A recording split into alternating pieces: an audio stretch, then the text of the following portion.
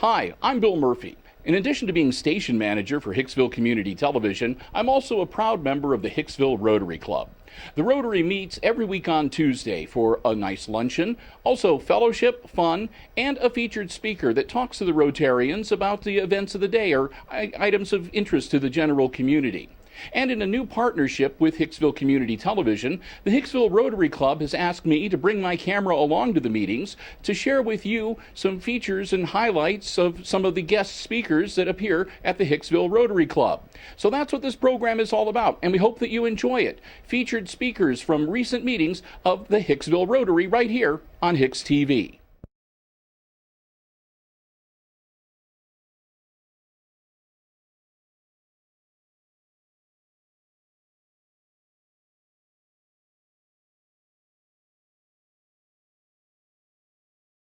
Our district governor, Gary Newton, and his wife, Debbie. Gary's been a Rotarian since 1996. He is a member of St. Mary's Club, a multiple Paul Harris Fellow. He has served as president of the Northmont Club in District 6670 and was honored as that club's Rotarian of the Year. He has also served more recently as the president of the St. Mary's Club in District 6600. In addition, he has served on the boards of both clubs and many committees. Gary has served District 6600 as the Assistant District Governor. He's been the Chief of Staff for the District Governor-elect and the District Governor. He's also served on 3 district conference committees. He is a former CPA, having worked in both public and private accounting.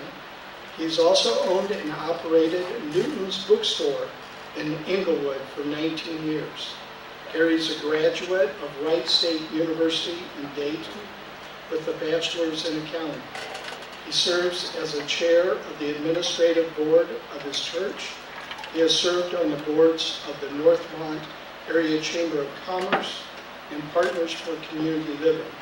Gary has also served for the past 15 years as the president of the Resident Home Association in Dayton. Gary is married to Debbie, a certified nurse midwife with ProMedica in Toledo. Debbie is also a Paul Harris Fellow. They are the proud parents of 4 children that live in Ohio, Texas, and California. They have 3 grandchildren. Let's give a hand to our district governor.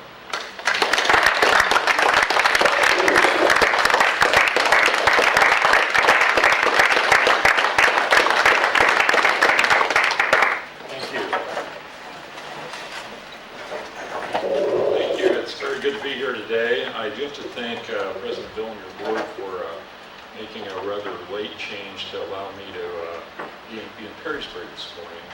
We normally meet with the board and the president before the meeting, but we're going to have that meeting afterwards, so I'm going to get to learn more about your club after this talk. Normally that doesn't happen before, but I had an important Rotary function to do in Perrysburg this morning. I was allowed to do that by making that change. So it is very good to be here today. I'm often asked how I became district governor. So I thought today I would share with you some information about that. And I think people are normally interested not so much in the actual technical process, which is rather boring, but more in what people saw in me that they thought I could become a district governor. So I thought I would share a few moments from my Rotary life with you, a few key turning points in that journey that brought me here today. So I'd like to begin my story just a little before the beginning, actually. As you heard, I owned a bookstore in Englewood in the 1980s. And the leading Englewood is a suburb north of Dayton. That's a suburb of Dayton, just on the north side. And the premier service club in that area was the local Rotary Club. So as a result of having that business, I was asked to join the club. And I went to a meeting, I met some Rotarians, and learned a little bit about Rotary. And after thinking it over for a while, I said, Well, I'm really a little too busy right now. Maybe some other time would work better. So a couple of years passed, and I was again asked to join the club. And I again went to a meeting, had some Rotarians, learned a little bit more about Rotary. And this time after thinking over, I said, I'm really still a little too busy. Maybe some other time would work better. So a couple of years went by again. I was again asked to join the club and went to a meeting. Had some Rotarians, learned a little bit more about Rotary. And this time, I said, I think the time is right, and I joined the club. So I would encourage you to not be afraid to go back to people and ask a second or even a third time for them to join the club. You know, I'm so thankful that a Rotarian named Bob asked me to join that third time. Bob really changed my life, and you too can change someone's life by asking them to share the Rotary experience. One of our goals this year in the district is to increase our membership by 2% district-wide. This will be the first time in a decade that we've had an increase in membership in our district. So we've been, unfortunately, on a steady decline for over 10 years. So we're trying to turn that ship around this year with we have a goal of a 2% increase. So I encourage you to ask those people to join your club and ask them a second or third time if you need to. Well, so I joined that local club, and I was a model Rotarian really from the very first day. Well, that's not quite true.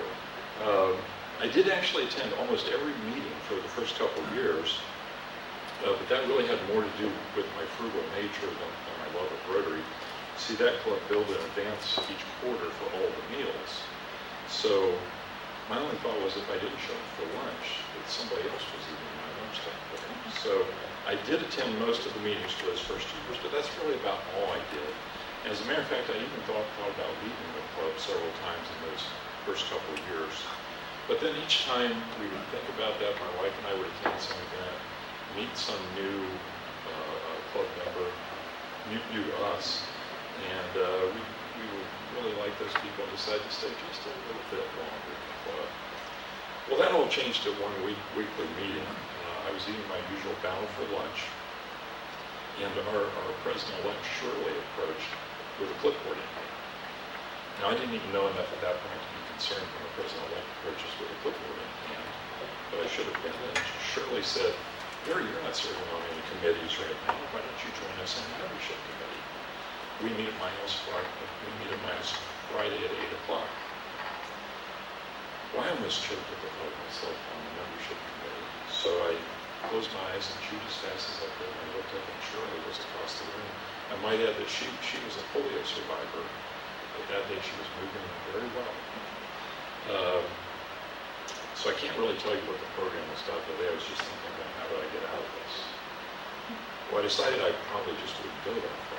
But then knowing Shirley, I knew that she would bug me the next week and every week thereafter until I did attend. So I went to that membership committee thinking just this once. Well, a funny thing happened. I had a great time with a great bunch of Rotarians, and I ended up going back again and again. You might guess where this is headed. Pretty soon I was the chair of the membership committee. So I encourage you to attempt to get those new members involved, to mentor them if you can. Shirley really made a difference in my life by doing that for me. She really changed my life, and you too can change someone's life by doing that. Well, as the chair of the membership committee, I began to attend district meetings. The goal was to get ideas on how to increase our club's membership. Well, I got those and a lot more. I found out from other Rotarians what their clubs were doing, and I found out what the district was doing, both locally and around the world. And I began a little bit to understand the Rotary Foundation, which is a rather daunting task. Well, I can remember my first district conference. On Saturday morning, the program included a polio survivor from India telling what Rotary was doing in his country. He thought that someday India would be polio-free. I thought that was probably impossible. Well, I was wrong. Today, India is polio-free. In fact, we are really this close. Rotary's goal has never been to control or reduce polio. It's always been to eliminate the disease from the face of the earth. And today, polio is endemic in only 3 countries, and really only Pakistan is a real issue at this point. But as with many things, the last 100th of 1% can be the hardest and the most costly. But we have a historic opportunity, and you have a chance to be a part of history. Your gifts to the Polio Plus Fund will help us eliminate this disease from the face of the earth forever. Well, I saw many other Rotary programs supported by the Foundation that morning at the conference. There were exchange students from around the world, inbound and outbound GSE teams. There were reports on water wells and health projects funded by Foundation grants. That conference really put the I in RI, Rotary International, for me. It showed me that I was more than a member of my local club. I was a member of an international organization with 1.2 million members. My Rotary world grew from thinking of the impact on our local community to thinking of our impact worldwide. The Foundation makes a lot of that worldwide impact possible. And through district grants, we provide a lot of impact throughout our district. That is all made possible by your voluntary contributions to the Foundation. This year, our goal, our ask, is that each Rotarian give $100 to the annual fund and $25 to Polio Plus. We also ask the clubs to match that $25 gift to Polio Plus. With the Gates Foundation's 2-for-1 match, that $50 contribution becomes $150, enough to immunize 250 children. Now that's a suggestion. Some individuals and clubs will find that difficult, and some will give much more. But please give what you can to the Rotary Foundation. Every gift is important regardless of size. And I know your club has been an exemplary supporter of the Foundation over the years. Speaking of district conferences, you know that this talk has to include a plug for the 2016 District 6600 Conference. The district conference gives you the chance to experience the larger world of Rotary. We'll have a report from our GSE team returning from Scotland, and you'll have an opportunity to meet our inbound and outbound exchange students. Check, you have an inbound exchange student. The 2016 district conference will be held at a venue new to our district conferences. We're going to Cherry Valley Lodge in Newark, Ohio. Newark is 30 miles east of Columbus, just a short drive from here. We'll be meeting on April 29th, 30th, and May 1st, and I believe we have another first. You can register online right now for that conference. You can go to RotaryDistrict6600.org, scroll down to upcoming events, and click on the register now. And while I'm making club visits, you can save $100 off of a single or couple registration. We promise it'll be a great conference. Space is limited, and we will sell out our space, so I would encourage you to register. Well, I mentioned our GSC team bound for Scotland in March. We are taking applications for that team that will spend 4 weeks in Scotland with all expenses paid. We're looking for 1 Rotarian team leader and 4 non-Rotarian team members between 25 and 40 years of age. You can find the details and applications on the district website. Well, back to my story. Occasionally we are given an opportunity to examine our lives in a new light. We may not always choose this course ourselves. Sometimes it is chosen for us. My chance came in August of 2000. My wife and our 3 daughters and I had gone to Hawaii on a 2-week vacation. Near the end of the trip, we found ourselves on the Big Island and decided to drive up to the north coast. We stopped at a scenic overlook on the coast, and my daughter Lizzie and I spotted a secluded black sand beach. We hiked down for a brief swim and had the beach to ourselves. That was one of the many signs we missed that day. We swam for about 20 minutes and thought we'd better get back up the cliff to the others. We began swimming for the beach, but realized we were going out to sea. We were caught in a riptide, couldn't get to shore, couldn't touch bottom, and were being pounded by huge waves. This went on for about an hour. I was exhausted and, as it turns out, had some other problems. I felt that my life on this earth or in its oceans had come to an end.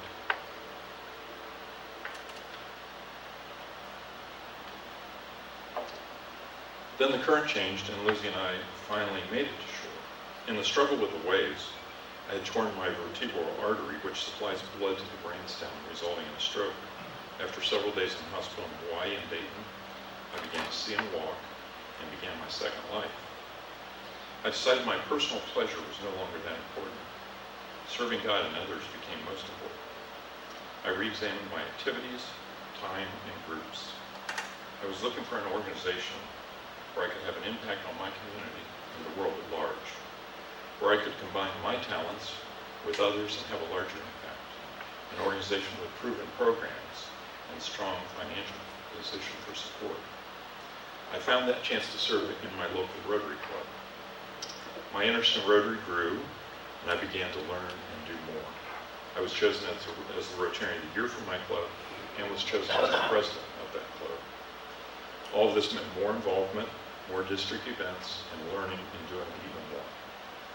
Then just a few months after completing my term as president, my wife accepted a new job, and we moved to St. Mary's.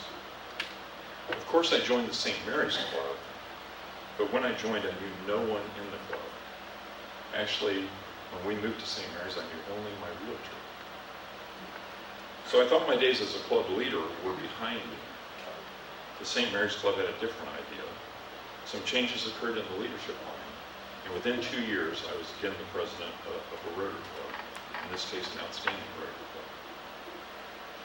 Now, this meant I had a chance to work closely with the driving force in that club, Frank C. Murray. Frank took me under his wing and taught me how the club really worked. Frank was a past president, secretary, assistant governor, conference chair, and district foundation chair. Frank promoted District 6600 to me and everyone. I learned about the STRIVE program, our Interact and the Rotaract clubs, World Community Workshop, the four-way speech contest, and many more programs. I learned about MESA, medical equipment and supplies abroad, sending items collected from hospitals and doctors to locations around the world. Just this year, MESA acquired a permanent home, warehouse, and office in Fostoria. MESA is part of the District 6600 structure, begun and run from our district.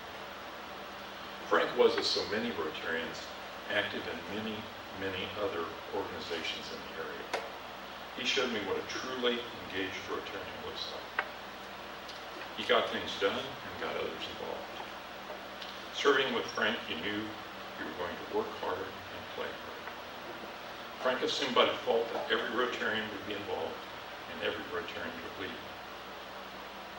I only got to spend a few years with Frank, but he pushed me to become an assistant governor and really get involved. Frank reached out to members new and old and got everyone involved, and he changed my life. With people like Frank in mind, I composed my goals for this year. They can be summed up in one word: increase. I would like to see our district and each club increase in service, giving to the Rotary Foundation, and membership. You can begin a new service project, expand an existing program, or partner with a club or organization on a project. You can begin or increase your gifts to the Rotary Foundation. It stands beside every Rotarian, making possible so much of what we do. We need to support the Rotary Foundation in doing good around the world. We need to expand our membership and share the great Rotary experience with others. Ask a friend to join the first time, and if necessary, the second and third time. One final point in my story: I am honored to be here today, and I'm honored to be your district governor. This is our time to be a gift to the world, not merely to give a gift, but to be a gift. Well, that's a quick look. What do I hope you'll take away? That you are part of a truly great organization serving people here and around the world in many ways. Where can you fit into this? You can be a Bob and ask others to join and start their journey. You can be a Shirley and give those new members and get those new members involved. Or you can be a Frank and show others a whole new level of involvement and involve others. Or you can be me and just say yes when asked to serve. We have a great framework to make an impact. You can change lives, but good things don't just happen. We have to make them happen. I mentioned President Prodendron's theme for this year, Be a Gift to the World. Robbie recently added some thoughts regarding that theme. He said, it is never the material value of the gift that matters, it is the love that comes with it. What we give through Rotary becomes a gift to us, and we have a choice whether to keep our gifts to ourselves or to give them to others to be a gift to the world. We have only one chance at our lives, and we will have only one chance at this new Rotary year. This is our time. Let us grasp it. Let us be a gift to the world. Well, this just may not be the right time. If you're waiting for the perfect time, let me tell you, it will never come. So when do you start? Let me leave you with some words from a song by Matthew West that may help you answer when to start.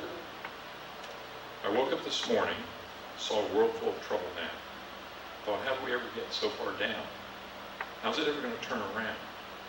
So I turned my eyes to heaven. I thought, God, why don't you do something? Well, I just couldn't bear the thought. So I shook my fist at God and said, God, why don't you do something? He said, I did. I created you. If not us, then who? If not me and you, right now, it's time for us to do something. If not now, then when? Thank you.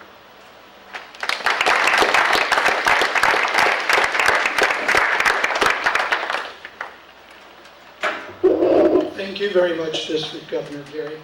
Does any-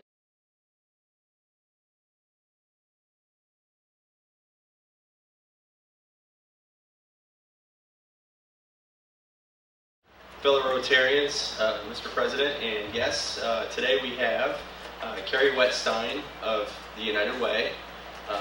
Also with her is Savannah Weber, who is Marketing Director of the United Way of Defiance County. These two ladies will be discussing the upcoming Balloon Fest, which is going to be held this weekend, so Friday and Saturday, if you guys are up for it. This Friday and Saturday, the Balloon Fest will be happening at the Defiance County Airport. So without further ado, I'll have Carrie come up and, I'm sorry, Carrie or Savannah, which one? Okay, I'll have Savannah come up and get us started.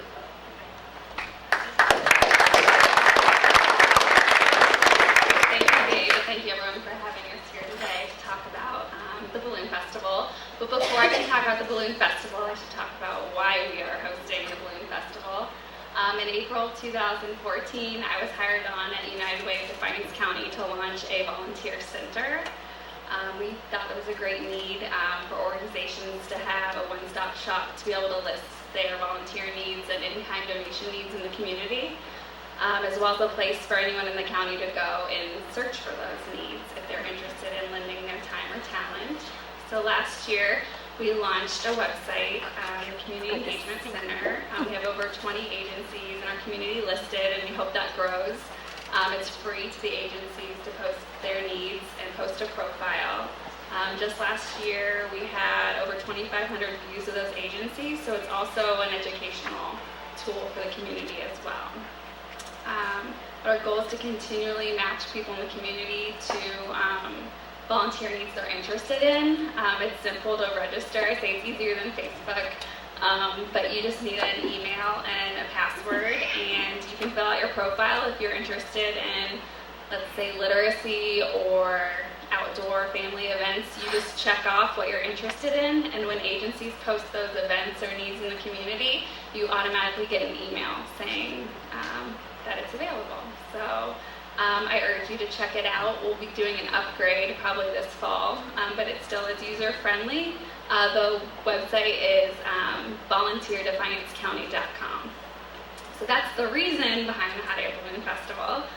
It's this weekend, Friday it opens at 4 p.m. Got my schedule in front of me. I guess before I tell you the schedule though, does anybody know what the best mile per hour flying conditions are for hot air balloons? Anybody want to take a guess? 5 miles an hour. That's a good guess. 30. That was a pretty good guess. Okay. It has to be, the best flying conditions are under 8 miles per hour. For that guest, you can come pick out a t-shirt if you like. Because of this, the most ideal conditions are in the morning or in the evening. So last year, people, with it being our first year in the community not being as knowledgeable, people came out in the middle of the day and like, where are the hot air balloons? This is the hot air balloon festival. So we tried to be clear this year on our marketing that the hot air balloons are only during certain times of the day. So Friday evening, the hot air balloons will launch from the airport around 7 p.m., weather permitting. And then they'll be back Saturday morning around 7 a.m. launching from the airport. The morning was beautiful last year. It was a great, peaceful time to watch the hot air balloons. And we also have the Big B Best Pancake Breakfast going on from 6:30 a.m. to 8:30 a.m. that morning. It's a free will donation breakfast. You can serve up to 400 people. I think last year we had a little bit under 300 people out there. So come out and watch the balloons and eat some pancakes. And then they'll be back again Saturday evening, launching again around 7 p.m. and then coming back to do their glow or illumination around 9 p.m. There's a lot more stuff going on both days. We try to keep it pretty affordable for the community. It's only $2 per person per day, and ages 10 and under are free. This year we are charging $1 per ride on the inflatables, but there are lots of other free things for kids to do, including a petting zoo, as well as a Touch a Truck event on Saturday evening, a meet and greet with a Snow Queen. I don't know if any of you have grandchildren that like Frozen, but it's Anna. And then also this year too, we're trying to get our pilots a little bit more engaged, and they're going to be doing a public Q&A at the stage area from 5 to 5:30 p.m. But if you are interested in going and want to know more about the event, there's a website you can go to. It's defianceballoonfest.com. So I can give you lots of websites. If you have any questions, you can ask me afterwards. But does anybody have any questions about the event?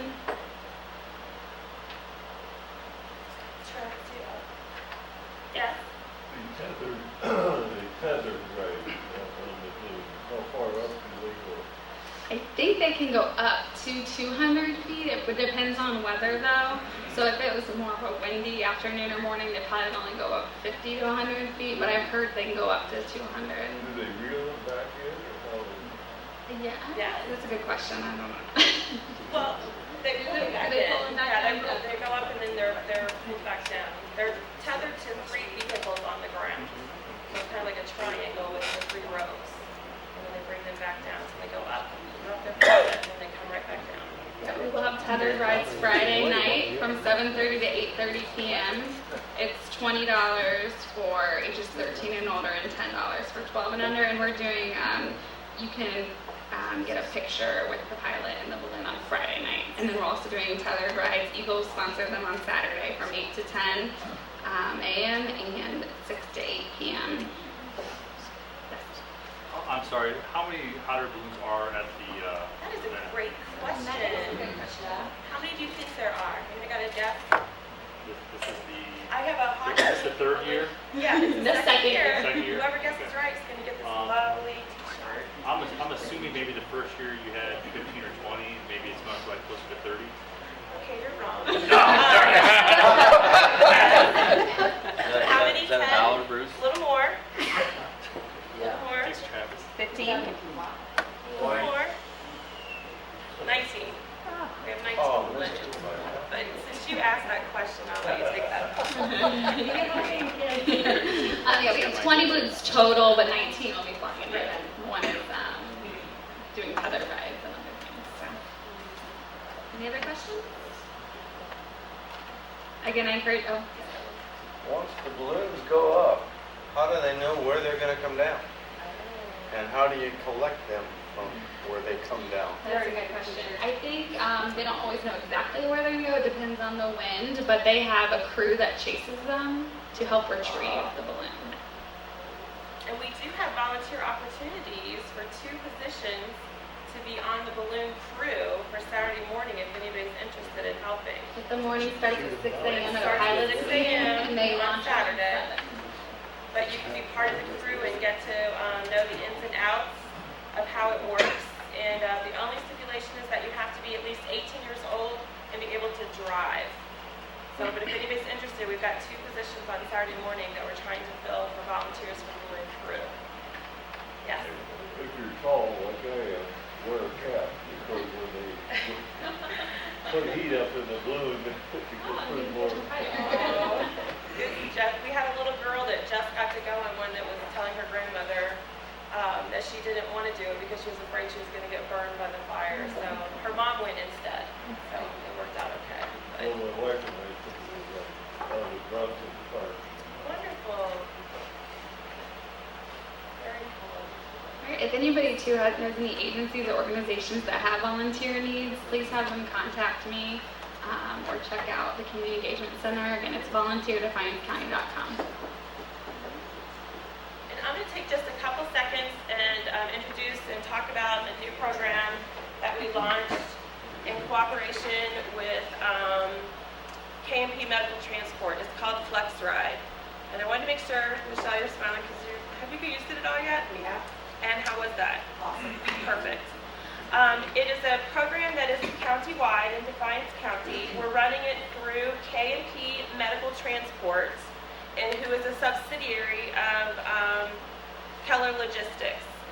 So we know in our community, when we gather folks around the table, that one of the biggest issues that they face, or some of the things that they share with us, is that they have lack of transportation in Defiance County.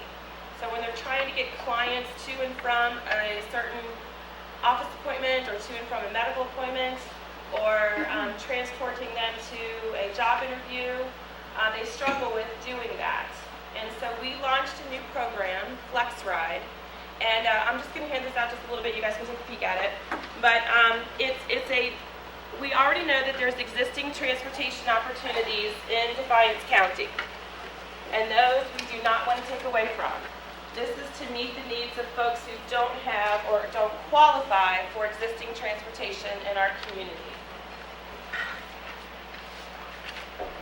And so, if we have a client who is sitting at a desk who needs to get to a medical appointment in Bryan, and they do not qualify as a veteran for transportation that exists, and they don't qualify because they're not a senior citizen and they're not on Medicaid, Flex Ride will be able to get them to and from their appointments.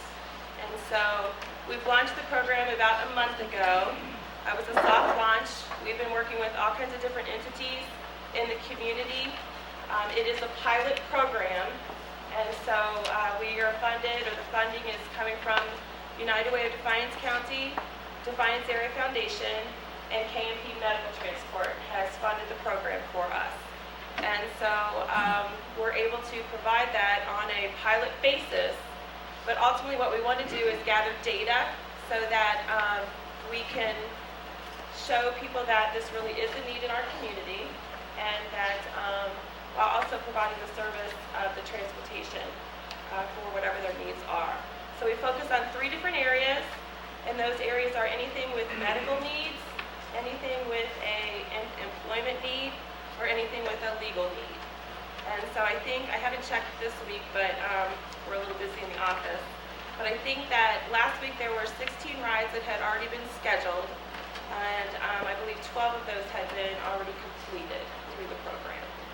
So I just wanted to make you aware of it, that it's an option, an opportunity, and so that if you saw or read anything about Flex Ride, you guys are kind of in the know. And I'll be happy to answer any questions. Yes? Is there any cost involved in the person using Flex Ride? No, not to the person who is taking the ride. Okay. It's completely covered. Now, Bill, I'm going to get dangerous here, so correct me when I'm wrong, okay? There's probably going to be ignorance involved in this. I know, like in healthcare, when I worked with Bill for a while, one thing that the transportation companies would do is if you're on Medicaid, they get reimbursed a very minimal rate. If you're on Medicare, the rate's higher. If you're private pay, they pretty much charge you an outrageous amount for the same service to make up for the cost difference. So it doesn't matter if you're, not Medicaid, you said, or on Medicare, even if anyone at a nursing home, could they call this service and use it, or are there stipulations on that? If they're qualified Medicaid patients and they already get transportation through their Medicaid plan, then they would have to partner with Job and Family Services in Defiance County, and they would contract K&P Medical to provide that transportation for that What client. about the private pay? the private pay for insurance. If they don't qualify for Medicare or Medicaid, they're not a senior, and they are not a veteran, FlexRide would be able to provide them with their transportation. That it's not free. So we're charged per ride, and that can be a one-way trip or a round trip. But really what we want to do is be able to gather information and gather numbers. Because if you're talking to people, one of the challenges that they face is that transportation is an issue or a concern. And so we don't have hard numbers to support that it really is a need in our community. And so with this program, we hope to be able to have that and gather that information. So. Yes, Rhonda? I haven't read the flyer that's going around. Wheelchair accessible. Great People in question, wheelchairs. and thank you so much. We are not able to transport wheelchair clients. So initially, we thought we were going to be able to. If the person had a broken ankle and they needed to get to the doctor's appointment, and they were in the wheelchair going out, and could get themselves into the car, and then they could put the wheelchair, but for liability issues and insurance purposes, we're not able to do that. So they have to be mobile, and they have to be able to get in and out of the vehicle themselves.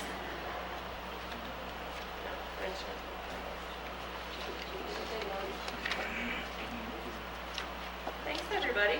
Have a good weekend. We hope to see you Friday and Saturday at the Balloon Festival. Thank you very much. Thanks, Dave, for a great program. HIX-TV and the Hicksville Rotary hopes that you've enjoyed this program, again featuring some of the featured speakers that appear at the Hicksville Rotary Club's weekly meetings. If you'd like to find out more about becoming a member of Rotary, it's as easy as asking a local Rotary member. And we hope that you'll join us again soon for more highlights from the Hicksville Rotary Club right here on HIX-TV.